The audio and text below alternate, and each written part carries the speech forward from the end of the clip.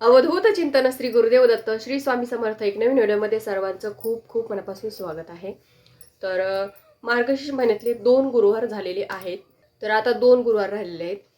तर शेवटच्या गुरुवारी आपण उद्यापन करत असतो यथासांग आपल्या यथाशक्तीनुसार. तर हे उद्यापन करते वेळेस बऱ्याचशा महिला चूक करतात. तर माझ्याकडून सुद्धा पहिल्या वेळेस होत होती, पण आता जेव्हापासून माहिती झाली तेव्हापासून नाही करत. कारण आपण इतकी सेवा करतो माता लक्ष्मीची, 4 गुरुवार व्रत करतो, सेवा करतो, तिचे नियम वगैरे सर्व काही पाळतो, पण शेवटच्याच गुरुवारी उद्यापनच्या वेळेस आपण ही चूक करतो आणि पूर्ण 4ही गुरुवाराचं जे काही फळ आहे सेवेचं ते आपल्याला मिळत नाही. माता लक्ष्मी आपल्या घरातून नाराज होऊन निघून जाते. तर अजिबात ही चूक करू नका, कारण आपण आपल्या हातानेच माता लक्ष्मीला आपल्या घराच्या बाहेर काढून देतो, याचा असा अर्थ होतो. त्याच्यामुळं किती काही झालं तरीही ही चूक करायची नाहीये, अजिबात करायची नाहीये. तर काय करायचं आहे, तर बघा, तुम्हाला हा व्हिडिओ मिळाला, तुम्हाला माहिती झालं, तुम्ही तुमच्या रिलेटिव्ह, मैत्रिणींना, नातेवाईकांना सुद्धा सांगू शकता.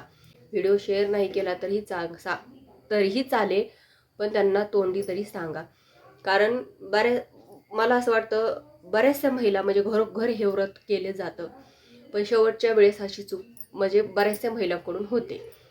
तर काय होतं ना, की आपण जे काही पूजेमध्ये साहित्य मांडतो, मग काही का असणं, म्हणजे फळ, त्याच्यानंतर जे काही खारी खोबरं, जे काही हळकुंड वगैरे आपण जे काही 5 फळं ठेवतो ते, दुसरं काही दुसरं म्हणजे सर्व काही जे साहित्य असतं ते आपण यूज करतो. तर शेवटच्या गुरुवारी आपण जे काही निर्माल्यात टाकायचं असतं ते निर्माल्यात टाकत असतो. आता पहिलं काय होतं की नुसता कलश मांडायचे, पण आता आपण त्या कलशाला सजवायला लागलो, म्हणजे त्या नारळाला आपण एक देवी स्वरूप तिला द्यायला लागलो, देवीचं रूप, माता लक्ष्मीचं रूप आपण त्याला द्यायला लागलो. पण ते जे काही श्रीफळ आहे ते आपण काय करतो की माता लक्ष्मीचा प्रसाद म्हणून आपण ते खातो फोडून नंतर सर्व काही झाल्यावर. पण ही चूक तुम्हाला करायची नाहीये. ते श्रीफळ कधीच फोडून खायचं नसतं. आता ह्या गुरुवाराची पूजा आहे म्हणून नाही, इतर वेळेस सुद्धा आपण जेव्हा कोणतीही पूजा मांडतो त्यावेळेस कलश मांडतो, त्या कलशावर श्रीफळ ठेवतो, ते श्रीफळ कधीच फोडून खायचं नसतं. कारण ते वरुण देवतेचं प्रतीक म्हणून आपण ते कलश ठेवत असतो. जेव्हा माता लक्ष्मीची पूजा मांडतो तेव्हा माता लक्ष्मीचं मुख म्हणून ते आपण श्रीफळ कलशावर ठेवत असतो आणि ते कधीच फोडून खायचं नसतं, प्रसाद म्हणून कधीच खायचं नसतं त्याला.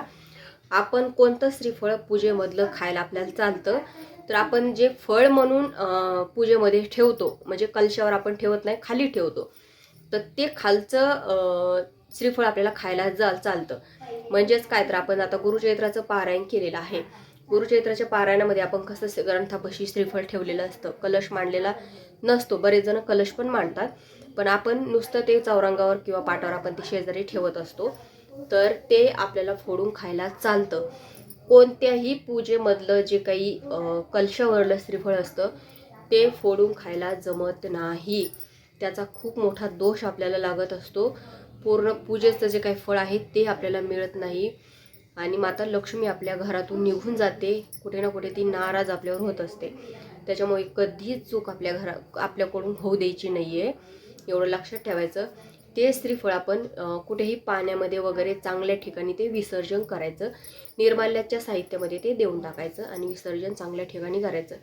तुमचं शेत वगैरे असेल तिथं पण तुम्ही लावून देऊ शकता ते श्रीफळ, म्हणजे त्याचं एक झाड उगेल नारळाचं, लावून पण देऊ शकता किंवा चांगल्या ठिकाणी त्याचं विसर्जन पण करू शकता. तर कृपया सर्व महिलांना विनंती आहे की ही चूक करू नका शेवटच्या गुरुवारी उद्यापनच्या वेळेस. तर आय होप तुम्हाला कळालं असेल. तर आजच्या व्हिडिओमध्ये इतकंच. व्हिडिओ आवडल्यास व्हिडिओ लाईक करा, शेअर करा, चॅनलला सबस्क्राईब करायला विसरू नका. झालेली सेवा श्री स्वामी समर्थ महाराजांच्या चरणी, परमपूज्य गुरुमाऊलींच्या चरणी रुजू करते. श्री स्वामी समर्थ.